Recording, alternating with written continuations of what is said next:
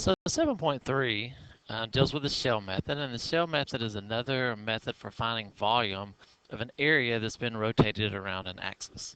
And there's some advantages for using the shell method. Hopefully you've watched the video that goes along with this section before watching this video of working through problems. But real quickly, let's fly through the shell method. So imagine that we have some sample element that is touching a curve. And if we take that sample element and rotate it around the y-axis, our sample element has a thickness we're going to call dx, and our sample element has a distance away from the axis of rotation. We're going to call that, it's the radius, but since we use radius for the disk method, we're going to call this p of x, and then that has a height. And if we take that sample element and rotate it around the y-axis, we end up with a cylinder.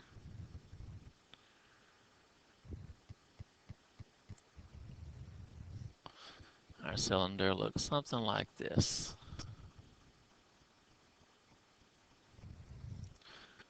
So from the center of the axis of rotation to where our sample element is, that's P.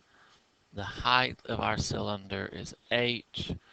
And then the thickness of our cylinder is dx. So imagine that we cut that cylinder, that we came with some scissors and we went snip, snip, snip, snip, snip, snip, snip, snip, and cut that and unrolled it. Then what we would have is we would have a rectangle lying down. The thickness of that rectangle is dx. The height of that rectangle is h. And then when it unrolls, the length of that is just given by that circumference. Now, some of you might be thinking, well, since the inside radius and the outside radius are different, then the circumference on the back side and the circumference on the front side are different. And that's going to be true. But we're going to assume that our thickness is so thin that the difference between the circumference on the outside and the circumference on the inside is minimal. So this distance is equivalent to the circumference of that circle. Well, how do you calculate the circumference of a circle? The circumference is pi times diameter. Well, we don't have diameter, we have the radius. Well, that's not a problem.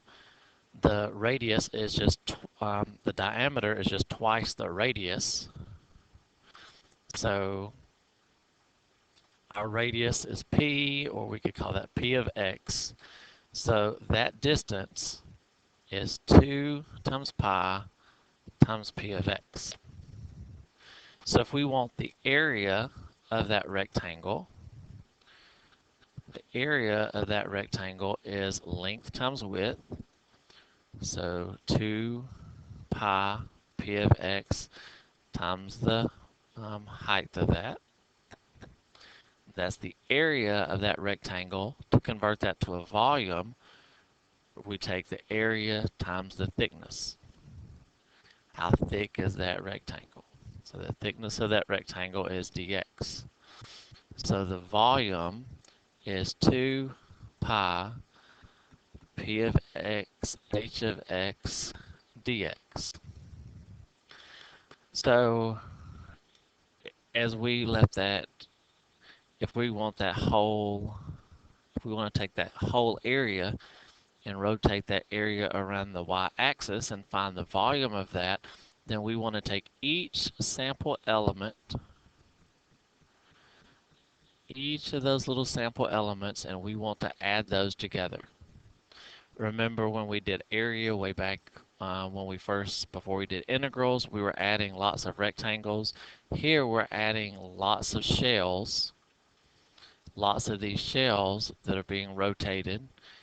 We're adding them together, and that's going to give us our volume. So we need to take the integral of this, and our integral starts here and it goes to here. So if our sample element is vertical, then it has a thickness dx, so our volume, 2 pi, is a constant we can pull out. So it's 2 pi from a to b, p of x, h of x, dx. If our sample element is horizontal, then the volume is 2 pi, the integral from a to b, p of y, h of y, dy, where p is just the radius and h is the height of the sample element. One advantage of doing the shell method over the disk method, let me see, add a page, is that if we're rotating around an axis, but we have a hole in the middle, when we did the disk method, if we were doing a disk, remember for the disk method it had to be perpendicular to the axis, then we had a hole in the middle. And we're going to have a hole in the middle regardless, but when we did the disk, we had to find that volume and subtract the volume if we rotated that around. We called that the washer, and then we had a whole lesson about that. But if we're doing the shell method, our sample element is parallel to our axis of rotation.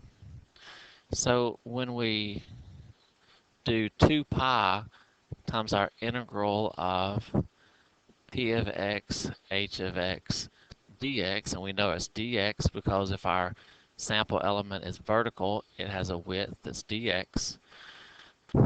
Our sample elements start here and go to here.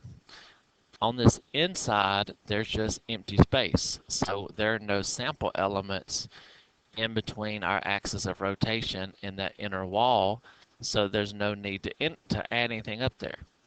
So we still go A to B, but A just starts on the inside of our volume, and it goes to the outside of our volume.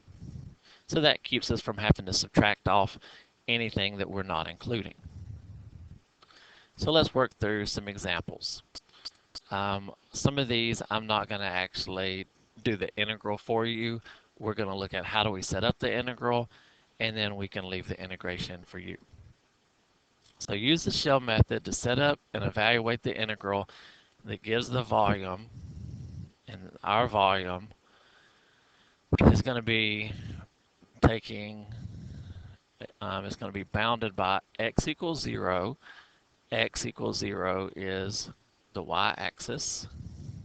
Y equals 4. So y equals 4, that's up 4. And then 4x minus x squared. That's a parabola that's upside down. So when x is 0, if x is 0, we get 0. If x is 1, we get 4 minus 1, which is 3. So when x is 1, we're up 3. When x is 2, 4 times 2 is 8. 2 squared is 4. Excuse me. We're up. Let's see. So we have an upside down parabola. It's doing this.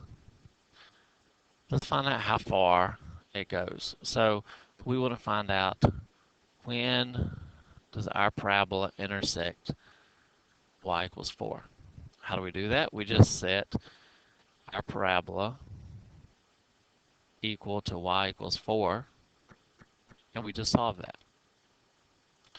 We can move that over. X squared minus 4x plus 4 equals 0. That factors to x minus 2 times x minus 2. So when x is 2, did I do that right?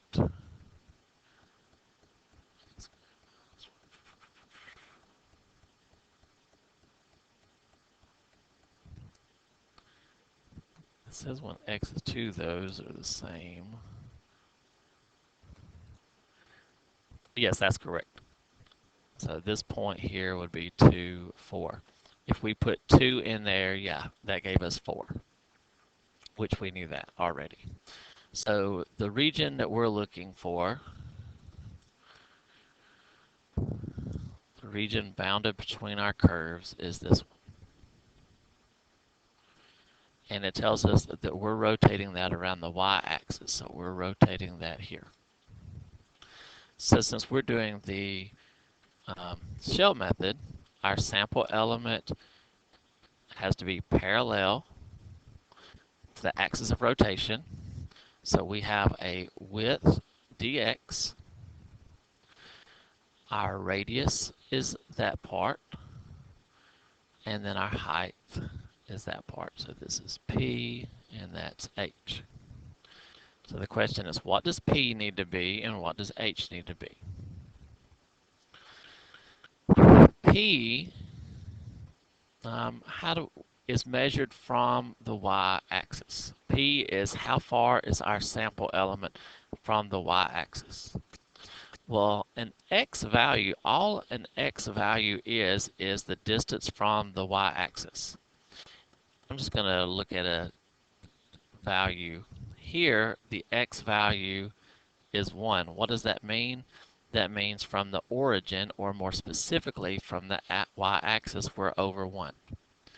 This x value is 2. What does that mean? From the y-axis, we're over 2. So think about if our sample element is at, x equals 0.5, what is our radius? It's the distance from here to there, which is the distance of 0.5. If our sample element is here at 1.5, what is our radius? Well, our radius is the distance from the y-axis to there, which would be 1.5. So if we're going to the y-axis, then our radius, the distance from our sample element to the y-axis, is just the x value. Now what is h? So the height of this, the length of that sample element, we've looked at doing some lengths or distances on some other things. It's just going to be the y value at the top minus the y value there. What is the height at the top? What's the height at the bottom? And subtract those. So the y value at the top minus the y value at the bottom. For the y value at the top, regardless of where our sample element is located, that y value is given by that equation, y equals 4. The y value at the bottom of our sample element, we're touching that parabola. That y value is given by the equation, or the formula, 4x minus x squared. So the height is 4 minus 4x plus x squared. Now let's do some test values to see if that makes sense. So what about when x is 0? When x is 0, then the height of our sample element, the height of our sample element would be 4. Well, if we put a 0 into our formula, we get 4 minus 4 times 0 plus 0 squared. So yes, when x is 0, our height is 4. What about here? When x is 2, our sample element would have no height because our curve is touching our y equals 4 line. So let's see if that works. If we put a 2 into our height formula, we get 4 minus 4 times 2 plus 2 squared, which is indeed 0. So at that location, our sample element has no height. So that means our volume is 2 pi times the integral of p times h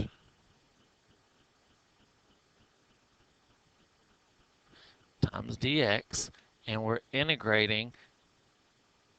We're doing dx, so our limits are in the x direction. Our region starts at an x value of 0 and goes to an x value of 2. So that's our integral. Now, remember, we don't really have a quote-unquote product rule for integration. So to integrate that, we would want to multiply that out, and we would get x times 4, so 4x, x times 4x, so 4x squared, and x times x squared, so x cubed. And we would want to evaluate that from 0 to 2. So if you just use your power rule to do those integrals, evaluate that from 0 to 2, then you should get the correct volume there. The biggest part here, though, is getting P and forgetting H. So let's go to the next one. Here they want us to use the shell method, and they want us to revolve this around the x-axis. If we go around the x-axis, then our sample element is parallel to the x-axis, so it has a thickness dy. So we need our p, and our p is actually needs to be a function of y, and we need h, which needs to be a function of y. Because if we're doing dy, then our volume is going to be the version p of y, h of y, dy. So if that's dy, the other variables in our formula need to be dy also. So let's start with the radius. So the radius is going to be that distance, the distance from the axis of rotation to our sample element. So that distance, remember, y is the distance from the, if x is the distance from the y-axis over, then y is the distance from the x-axis up or down. So let's think about, so would our radius be just the y value? So when y equals 0, our radius would be 0. Well, that would be fine there. But what about here? Here, our y value is -2, but our radius is not -2. Our radius is actually +2. So if we use that y value down there, our radius is actually the opposite of that. What about here? If we have a sample element here that has a y value of -3, but the radius, the distance from the axis of rotation to there, is 3 units. So essentially, our radius is the opposite of the y value. If the y value is -1, then our radius is 1. If our y value is -2, our radius is 2. If our y value is -3, our radius is 3. So we're going to use p equals -y to be our value for our radius. Now what about our height? So our height, let me change colors. Our height is that distance. How long is our sample element? So, So to get the length, we need this minus this. We need to subtract this side minus that side. So our height is going to be the right side minus the left side. Notice where it's at, and this is not going to be the exact value probably, but the right side is given by x equals 8. And here, the x value, just to make that simple, let's call that x value 6. So that sample element right now, the length of it is 8 minus 6. How do we convert that into a formula? So the right side is going to be the same for each sample element. Let me clear some of this up. Regardless of where we draw our sample element, the right side has an x value of 8. What's different is the left side of it. So this left side is just given by the x value. When x is 4, that distance is 4. When x is 6, that distance is 6. So our height is the right side, which is always at an x value of 8, minus the left side, which is whatever x is. But we want h in terms of y, not h in terms of x. So what is x? This line, the points on that line come from this formula. So if we want to get rid of this x, we want to solve that equation for x and plug it into that formula. So if we take y equals 4 minus x, if we solve that for x, we would get x equals 4 minus y. So our height is 8 minus 4 minus y.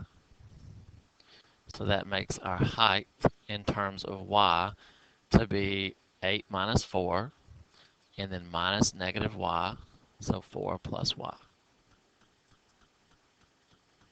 So let's see if that formula holds water.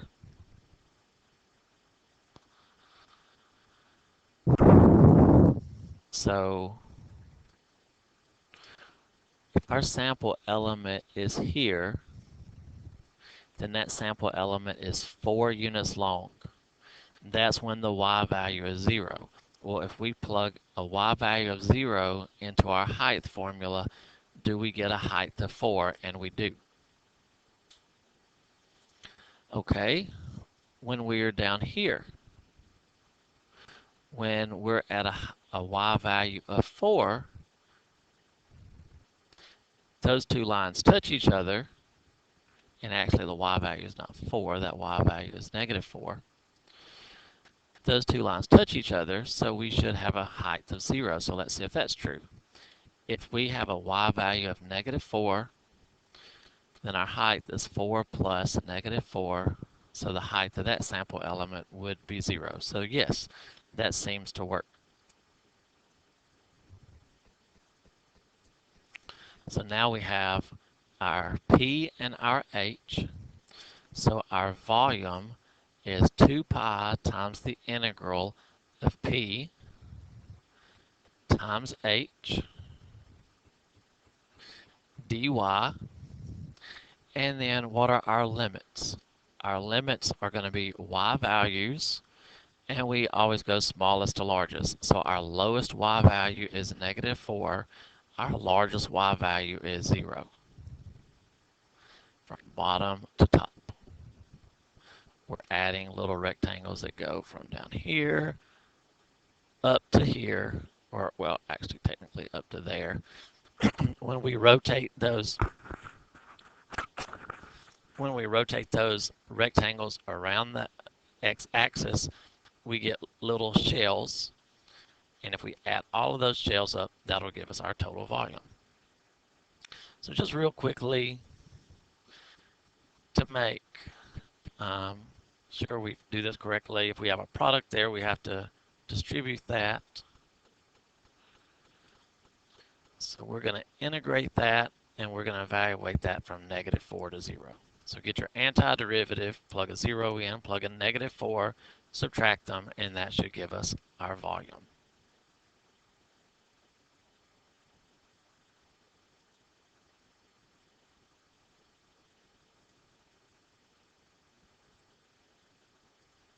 And this last problem is probably the best one out of all of these because it has us rotate around different places. It has us rotate around the x-axis, the y-axis, and the line x equals 4.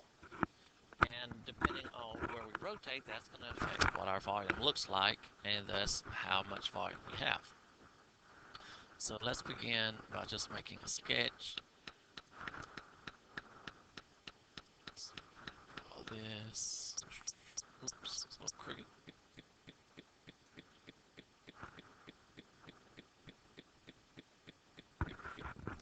so y equals x squared is a parabola. Y equals 0 is the x-axis. X equal 2 is a vertical line here. So the volume that's enclosed by that, or the area that's enclosed by that, is here. So we need to rotate that around several places. We want to rotate it this way, and that's going to give us a volume. We want to rotate it this way, and that's going to give us a different volume. And then we want to come to x equals 4, and we want to rotate it there, and that's going to give us a different volume. That one is going to have a hole on the inside of it. The one around the y-axis, since that touches there, it's actually going to be connected in the middle, but it's going to be like a little bowl. Imagine if we rotate that around, then we're going to have the mirror image on this side, and that's going to be all the way around. So it's going to kind of be like a cylinder that something's been dug out of. And then when we rotate it around the x-axis,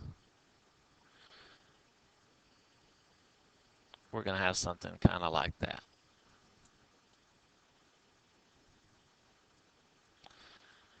So we want to see how are we going to set up each of these formulas.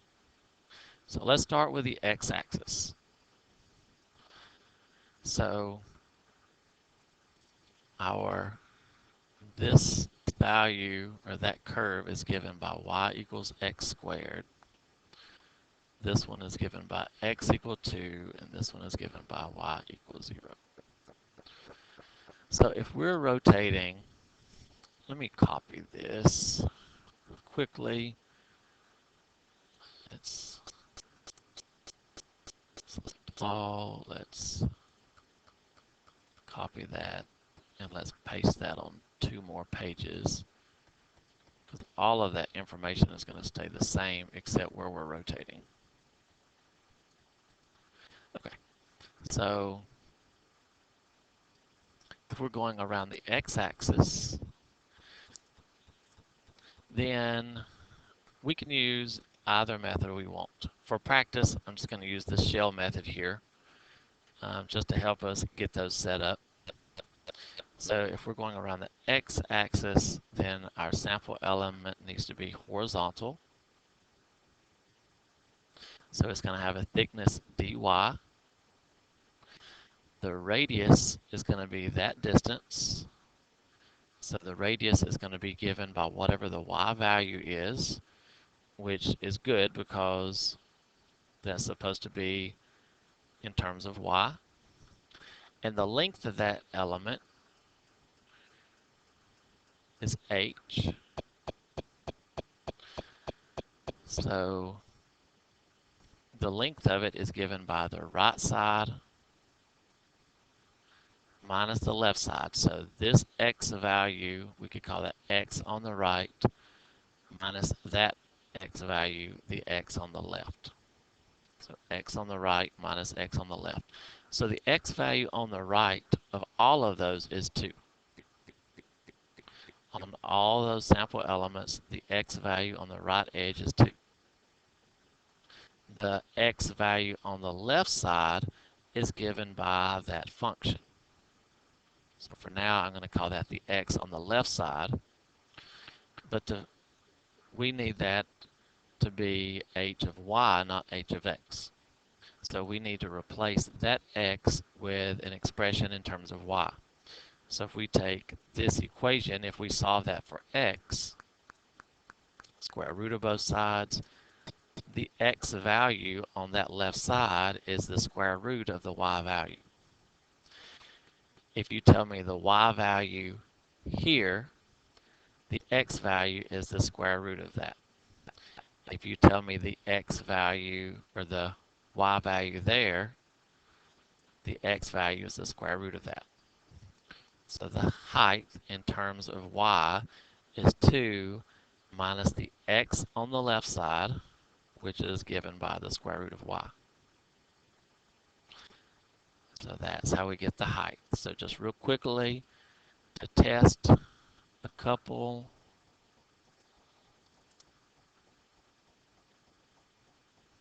If we want to know the height at the very bottom, if we want to know the length of a sample element at the bottom, that length is 2. Well, let's see if that works. At the bottom, the y value is 0. 2 minus the square root of 0, yes, that sample element has a length of 2. Up here, when x is 2, y is 4, if we were to draw a sample element there, the length of that sample element would be 0. So let's try that out. If we remember we're plugging in y values. So if we plug in a y value of 4, we would have 2 minus the square root of 4, which is 0, which means the length of a sample element at a y value of 4 is 0. So that's what we need. We have that p and we have that h. So the volume going around the x-axis is 2 pi times the integral of p times h dy. And since we're going in the y direction, we're going from this y value to the top y value that goes from 0 up to 4. Of course, we would multiply that together. We would have 2y, y times the square root of y, we would want to call y to the 3 halves. And then we would use our power rules to integrate that and so forth. So that's rotating around the x-axis. Honestly, that would be better to use the disk method on that one, because if we use the disk method, we would have a vertical sample element. It's not going to have a hole in it, so there's no washer method there. Our radius would be just given by that function. Turns out that would be easier. But I'm just doing this just to get some experience setting up P and H. All right, so let's do the same one, and let's go around the y-axis. So if we rotate around the y-axis, our sample element is going to be vertical because it's parallel to the axis of rotation. This one we would not want to do the disk method, because if we were to do the disk method, our sample element would have to be that way. The top touches one curve, the bottom touches another, and that's going to be a washer. So we would have to use the outside radius minus the inside radius. We could do that, but that would be a little bit aggravating. So our h is just the height of that rectangle, and the height of that rectangle is given by that curve, the y value there, which is x squared. Since it's a vertical sample element, it's dx, and we need it in terms of x. So h of x is just x squared. Again, let me say that. Since our sample element is vertical, it has a width dx, so h and p are going to be functions of x. All right, we need our radius. The radius is the distance from our sample element to the y-axis. And if we're going to the y-axis, that distance is just whatever the x value is. X is just how far are you away from the y-axis. So P is just x. Again, you can test the values. You can draw a sample element over here and figure out what the radius is supposed to be. You can draw one here, figure out what the radius is supposed to be, and you can test several different x values into your height formula, into your radius formula, to make sure that those values are correct. That's something I'd encourage you to do, because it's not always intuitive whether or not they are. So our volume is going to be 2 pi times the integral of x times x squared dx. And since it's dx, then our limits are in the x direction. Our area starts at 0 and goes over to 2. So we could do 2 pi, the integral from 0 to 2 of x cubed dx. So that would get us the volume going around the y-axis. Now let's do, the volume going around x equals 4. So let's rotate here. So again, for practice, we're going to use the shell. So if we draw a sample element that's vertical, that's going to have a width that's dx. So when we get h and when we get p, those need to be in terms of x.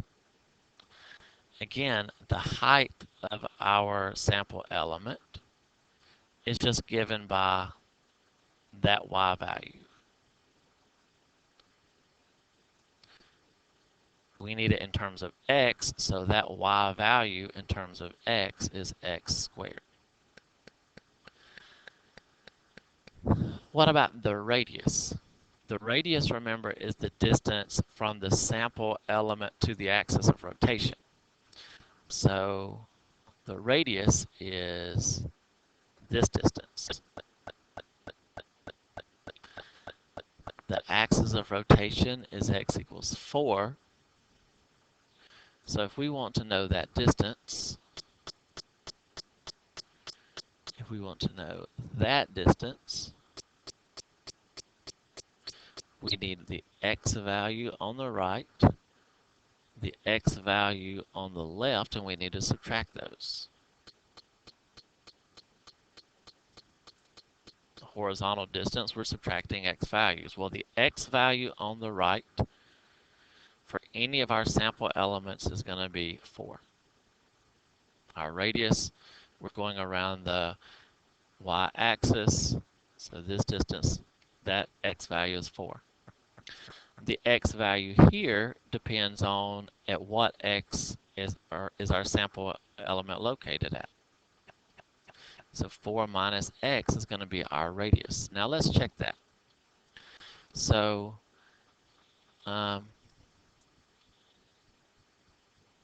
if our sample element is here, then that is 4 units away from the axis of rotation. So when x is 0, our distance to the axis of rotation is 4. If our sample element is here, where x is 2, then that distance is 2 units. If x equals 4 is here, and we're at an x value of 2, then we are 2 units from the axis of rotation, so that's our radius. So when x is 2, we would get 4 minus x, so that radius is indeed 2. So our volume is 2 pi times the integral, and we'll do our limits in a minute, p of x times h of x dx, and we're adding in the x direction. Our sample element is dx, so our area that's enclosed starts at an x value of 0 and goes over to an x value of 2. Even though we're rotating it around x equals 4, our area is not represented in here between 2 and 4. So we only need shells that go from 0 to 2.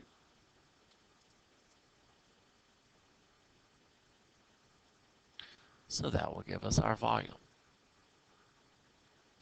You can think about shells like if you take an ice cream cone and put it down in a vat of chocolate, it's going to add a layer, and that's going to have a volume. And then when you stick it down in there again, you're going to get another layer, and that's going to add some volume. So our volume, our layer of chocolate it goes from here out to here. We don't have any chocolate from 2 to 4.